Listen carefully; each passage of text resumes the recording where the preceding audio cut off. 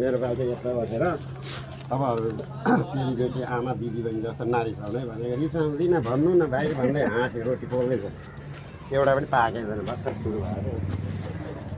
अनि पाहाडमा आमा छोरी आएछ अरे नुन लिनु मधेसमा अनि मधेसले नुन तौले दिएछ अरे यसरी बसेछ अरे भने उनीहरू रोटी पोल्दैछन् साराहरू पिस्ने अनि उतातिर नुन डोकोमा थापेछ आमाले छोरी नुन बसेछ अनि अहिलेको पो आइमेहरूले कुर्ता सुरुवाल लाउँछ पेन्टी लाउँछ त्यतिखेर तलको लुगा तलै माथि छ र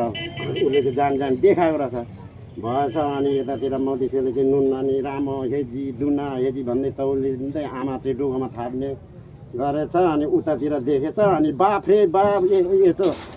एक दुई भनेर गनेको रामो हेजी दुना हेजी तिना हेजी भन्दै मुकु त पुगेछ अरे आँखा त्यहाँदेखि छ बाफ रे बाफ रे भन्छ अनि नुन नै कति भयो अनि कति भयो भन्छ अरे उनीहरू कति भयो भन्छ अरे